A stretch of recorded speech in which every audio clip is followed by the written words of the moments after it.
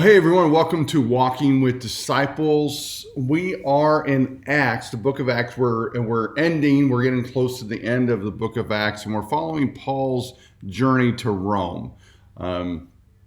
This is such an important time. There doesn't seem to be a lot here, theologically speaking, a lot for you and I to apply, but it helps us to understand the historical background, the movement of Christianity, or the way it was called. There are some things in there that you and I can apply to our lives today. So we're in Acts chapter 25. Today we're going to do chapter 25. Tomorrow, chapter 26. Because again, there's a lot of conversation going on really about what to do with Paul, which I think is one of the most important things as we kind of look at the struggle that's going on. So this is in Acts chapter 25. This is Paul's appeal to Caesar. And what this means is that Paul, again, has been arrested. If you remember, taken into custody. They found out that he was a Roman citizen, and they did some bad things, right?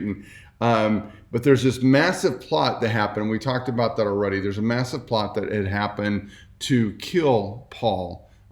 It's continually failed because there's been more than one, right? So we're going to find another one here. And it says that now, verse 1, now 3 days after Festus had arrived in the province, he went up to Jerusalem from Caesarea.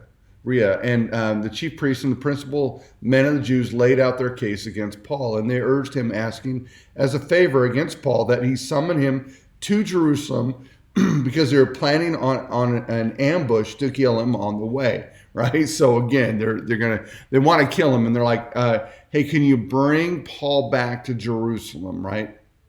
And so that we can basically kill him, But they've laid out their charges against him, and do you remember what the charges are? Basically, that he spoke against the law, that he was teaching Jews to break the law. And then they're trumping other charges up as well, right? And so Festus replied that Paul was being kept at Caesarea, and that he himself intended to go there shortly. So he said, let the men of authority among you go down with me, and if there's anything wrong about the man, let them bring charges against him. So he looks like he's going to do the right thing. Now, again, we've talked about Greek culture and now Roman culture, and main things that Rome brought were the games and the judicial system, right? And so no man is guilty until he's proved so. Everyone's innocent. So why don't you come down? He stayed with them 8 to 10 days roughly, and they went down to Caesarea, where Paul is at this point, in protection. And the next day he took a seat on the tribunal and ordered Paul to be brought. When he arrived, the Jews who had come down from Jerusalem stood around him, bringing many and serious charges against him. Again, so not only were they talking about the law, because they understood, hey, this is a Roman council, a Roman tribunal.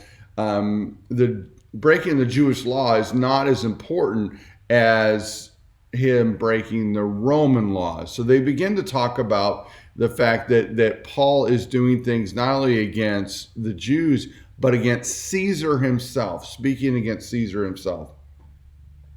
It says in verse 8 that Paul argues in his defense, neither against the law of the Jews, nor against the temple, nor against Caesar have I committed any offense, right? So again, Paul is saying everything that they're saying is wrong. They're all trumped up, and they're working against me.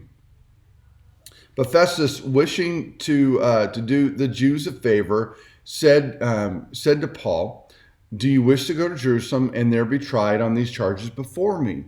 Right? So what is he saying there? He's saying, hey, let's go back to Jerusalem and we'll do it publicly there, right? And it tells us a little bit why, right? Because it says wishing to please the Jews. Now, we've got to remember, in this day and age that we're reading about, right? This is later AD, meaning that from Jesus, we're going 25 years, getting close to 30 years, right? So we're going 80, 60, somewhere in there, right? There are more and more riots. The people are getting frustrated. The Jewish people are getting frustrated with the Roman rule, right?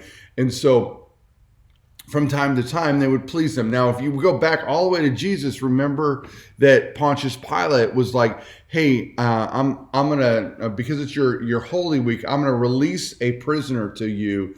Do you want this one or this one?" Right? Trying to appease them. And so Festus is trying to do the same thing, trying to keep the riots down because it's in his best interest, right? Where you look at Rome, obviously it would be their best interest as well, right? But here he's saying if he can keep things calm, he's going to remain the leader over that area, right? He's going to be doing a good job.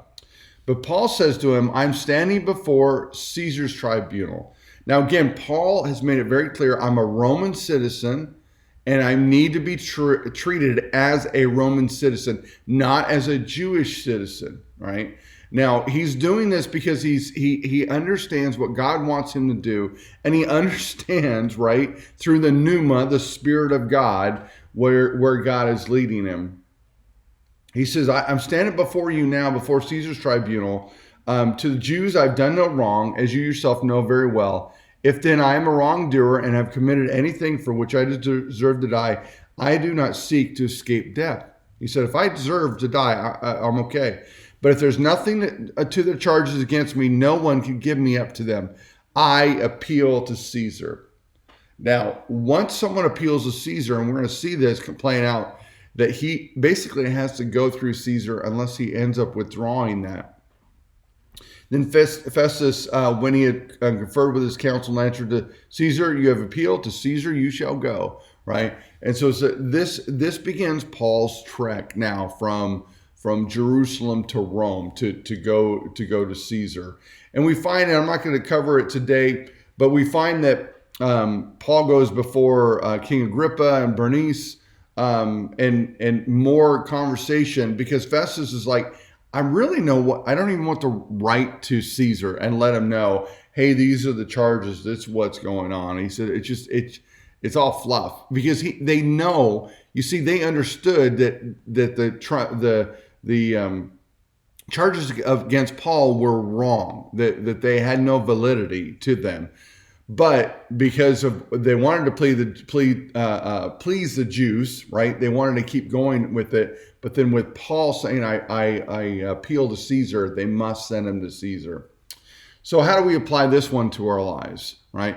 I think the big key, what we see through the whole of Acts, we see here as well, is Paul's reliance on the pneuma of God, the Spirit of God. Where is God going to take me? Wasn't worried about death, wasn't worried about anything else. He was worried about where is God going to take me, and looks at the opportunity that he has before him to spread the gospel to other areas, right?